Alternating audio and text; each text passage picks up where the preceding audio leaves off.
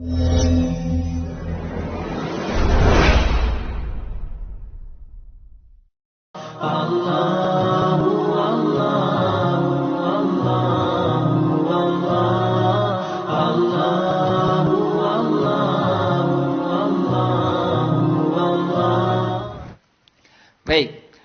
dari sekian jenis ibadah ini, kira-kira ibadah kurban itu masuk yang mana? Seumur sekali, tahunan, bulanan, pekanan, harian, atau bagaimana? Tahunan, bukan seumur sekali ya. Maka di sini kita tambahkan termasuk di antara ibadah yang waktunya tahunan adalah ibadah kurban. Karena itulah perlu kita pahamkan kepada masyarakat, ibadah kurban itu ibadah tahunan, bukan ibadah seumur hidup sekali. Meskipun dalam prakteknya banyak masyarakat di tengah kita yang mereka memahami kurban itu seumur hidup sekali. Seumur hidup sekali ditinjau dari pelakunya. Makanya kadang kita jumpai ada dalam satu keluarga, tahun ini kurban bapak, tahun depan korban ibu, tahun berikutnya korban anak pertama, anak kedua, anak ketiga. Karena anaknya cuma 3, begitu selesai 5 kali, 5 tahun korban, maka dia nggak korban lagi.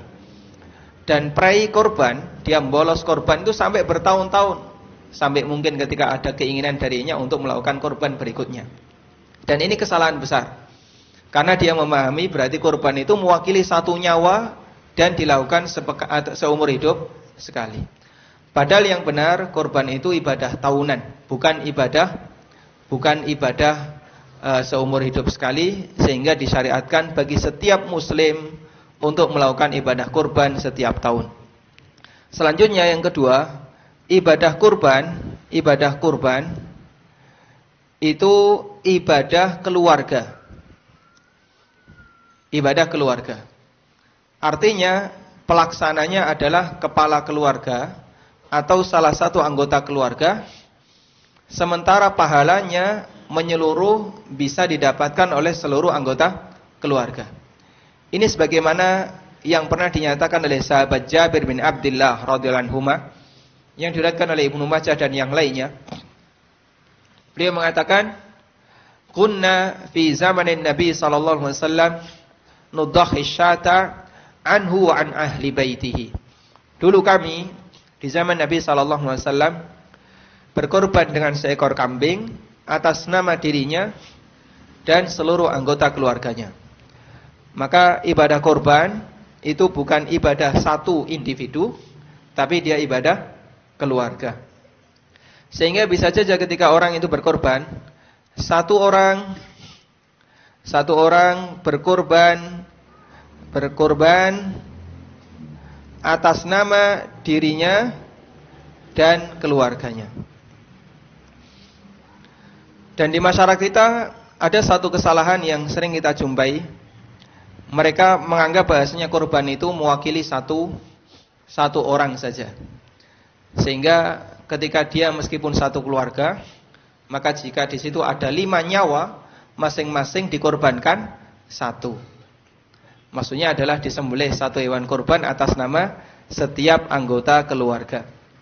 Dan mereka memahami kalau kemudian itu rombongan satu keluarga satu kambing, maka tidak sah.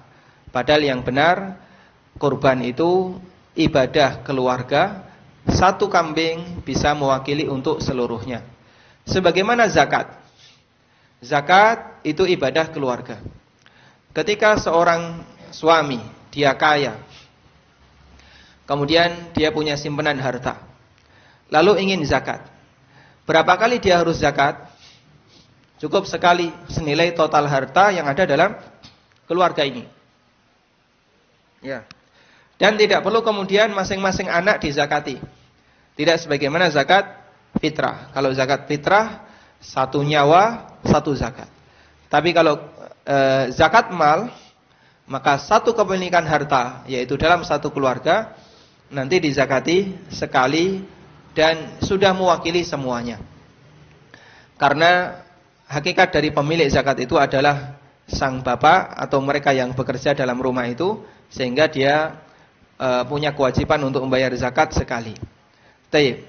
Karena itulah hadirin makan Allah, ketika orang itu berkorban, dan dia menyembelih seekor sapi atau sepertujuh sapi atau seekor kambing, maka itu bisa mewakili dirinya dan seluruh keluarganya.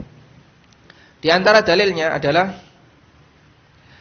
praktek yang dilakukan oleh Rasulullah sallallahu alaihi wasallam. Dalam sebuah hadis yang sahih, Nabi sallallahu alaihi wasallam kana yudhi anhu wa an ahli baitihi wa an ummatihi alladzi lam yudhi. Beliau pernah berkorban atas nama diri beliau, keluarga beliau dan seluruh umatnya yang tidak berkorban. Sehingga yang diikutkan dalam kurban Nabi sallallahu alaihi wasallam jumlahnya banyak. Tayyib. Jamaah yang dimuliakan Allah Subhanahu wa taala, ada dua hal yang perlu kita bedakan antara pengikut sertaan anggota kurban dengan penyedia dana kurban. Kalau seekor sapi, penyedia dana kurban maksimal berapa orang? 7. Lebih dari itu tidak sah, tidak diperbolehkan. Sementara untuk kambing, penyedia dana kurban maksimal 1. Lebih dari 1 tidak terhitung sebagai kurban. Karena itulah jika ada orang yang urunan kurban untuk seekor kambing, sah atau tidak? Sah atau tidak? Tidak. Kemudian disembelih, Pak. Lalu dibagi-bagikan. Boleh nggak dimakan? Ini tidak sah sebagai kurban. Boleh nggak dimakan? Kenapa boleh? Karena sembelihannya sah. Dimakan dan tidak itu kembali kepada masalah status penyembelihan. Tapi apakah bernilai sebagai pahala kurban dan tidak, ada aturan khusus. Ini salah satu di antara gambaran, berarti berbeda antara aturan menyembelih dan batasan kurban. Tayyib. Makanya ketika ada orang yang dia kurban, seperti di sekolah, urunan 5.000 setiap santri sekolah. Kemudian setelah terkumpul sekian juta, dipakai untuk beli seekor kambing, dikurbankan. Nah, ini bukan kurban, tapi apa? Uji coba kurban. Nah, sehingga tidak terhitung sebagai kurban. Baik. Terus katanya tadi seekor kambing untuk dirinya dan seluruh anggota keluarganya. Bagaimana jika anggota keluarganya banyak? Misalnya jumlah anggota keluarganya ada 10 orang. Bojone loro, anake piro? 7. Berarti kan suami, 2 istri, anak 7. Sehingga ketika dia kurban atas nama dirinya dan seluruh anggota keluarganya, berarti ada berapa orang? 10 orang. Boleh atau tidak ini? Boleh. Karena yang kedua ini keikutsertaan dalam kurban, bukan pengadaan dana kurban. Karena dananya tetap dari satu orang. Ada satu permasalahan. Sang suami tabungannya hanya sampai 500. Istri duwe arisan sampai misalnya 700. Baik. Lalu mereka mau kurban. Bisa enggak dua uang ini digabungkan untuk membeli seekor kambing? Bisa atau tidak?